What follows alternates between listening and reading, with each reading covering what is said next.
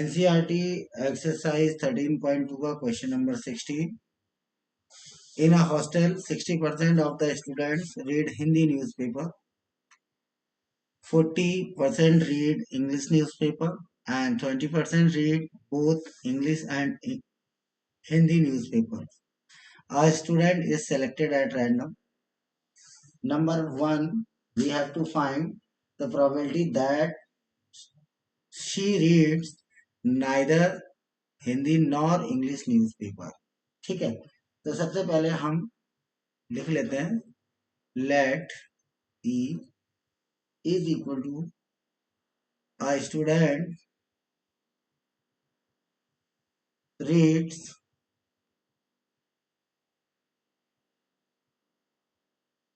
Hindi newspaper. अच्छा, एक दूसरा इवेंट ले लेते हैं एफ. एफ इवेंट हमारा रहेगा a student reads English newspaper. Okay, now it is given to you that probability of E, मतलब हिंदी न्यूज़पेपर पढ़ने की प्रोबेबिलिटी है 60%, मतलब 60/100. क्लियर है? अच्छा, सेकंड, इंग्लिश न्यूज़पेपर पढ़ने की प्रोबेबिलिटी हमको दे रखी है 40%. It mean 40/100. ठीक, अब हमें फाइंड क्या करना है? हमें फाइंड करना है probability that she reads neither Hindi nor English. ना वो हिंदी पढ़ सकता है और ना ही इंग्लिश. ठीक. अच्छा, इसमें एक चीज और दे रखी है आपको कि प्रोबेबिलिटी ई इंटरसेक्शन एफ, मतलब कहने का both Hindi and English newspaper कितने लोग पढ़ सकते हैं? 20%. 20% मीन 20% मीन्स 20/100. अब हमें नंबर वन जो फाइंड करना है वो है कि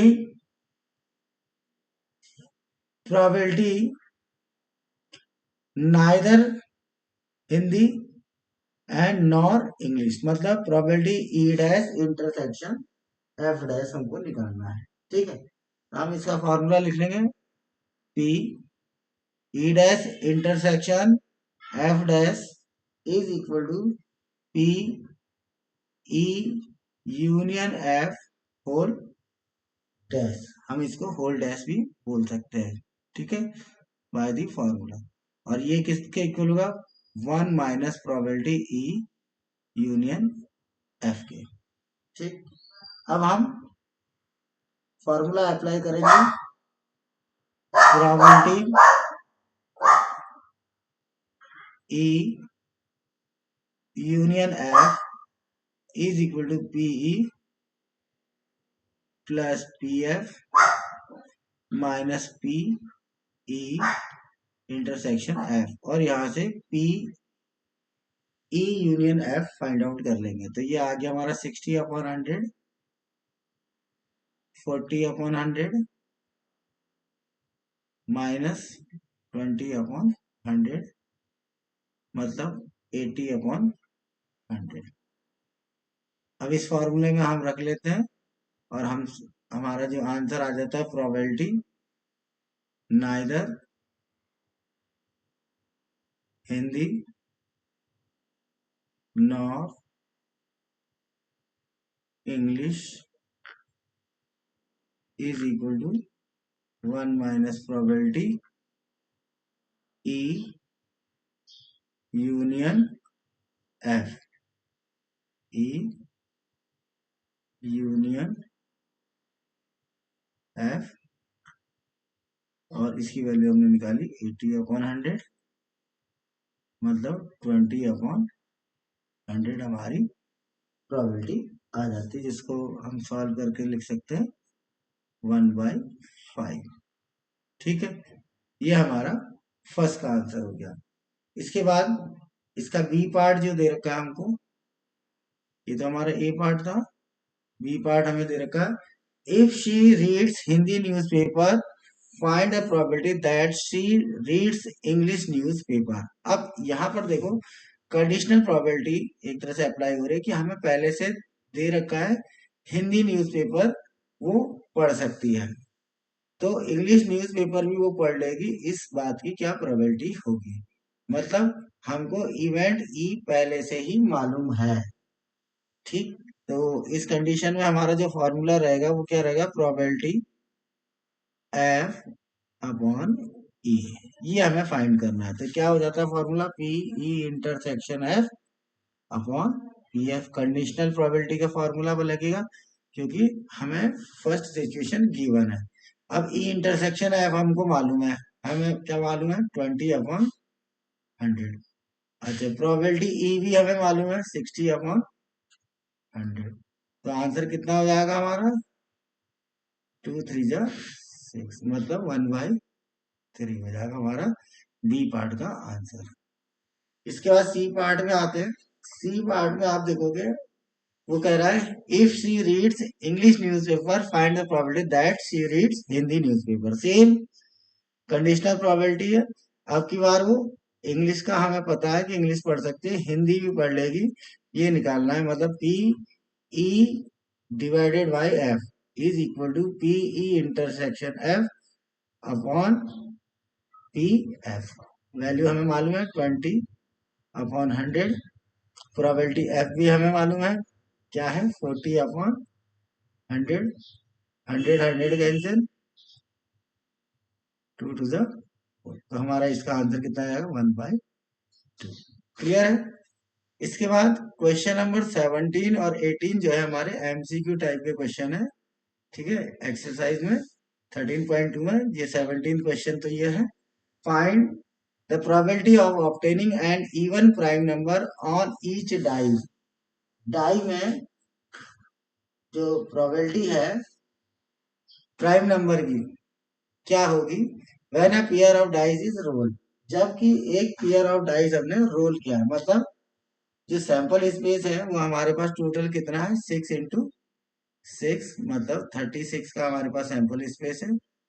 अब इसमें जो इवेंट दे रखे हैं उसमें क्या कह रखा है कि pair of dice rolled and after rolling E जो है, E be the event, E be the event, क्या है event, that even prime number, even even number भी होना चाहिए और क्या होना चाहिए, प्राइम नंबर भी होना चाहिए ऑन ईच डाई।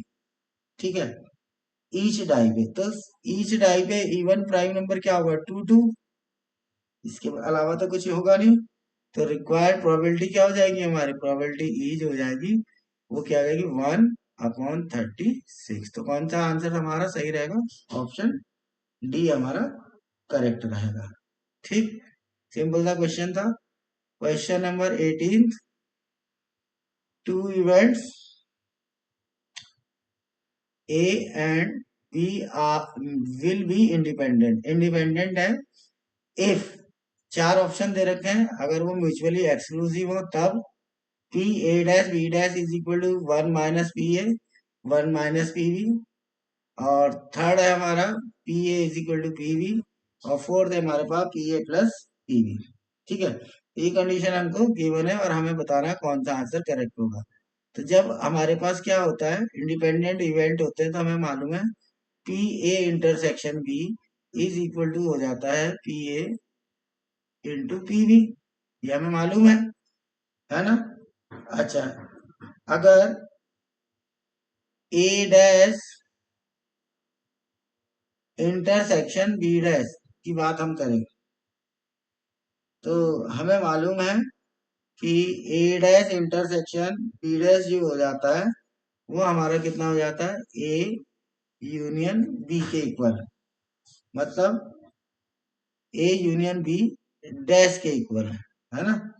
तो probability A union B dash कितना हो जाएगा हमारा, 1 - पी ए यूनियन बी, यही होगा, है ना। अब हमें क्या दे रखा है कि इंडिपेंडेंट इवेंट है। तो अगर इंडिपेंडेंट इवेंट है तो वैसे तो फॉर्मूले से क्या होगा, P A minus P B. अच्छा, यहाँ पे बीच में माइनस का फॉर्मूला आता है, तो minus minus plus A intersection B, है ना। तो अगर देखा जाए तो इंडिपेंडेंट इवेंट में क्या होता है, P A minus P B. अभी हमने लिखा ऊपर एक formula, P A into P B. अगर इन दोनों को एक साथ लिखते हैं हम, तो one plus P A into P B minus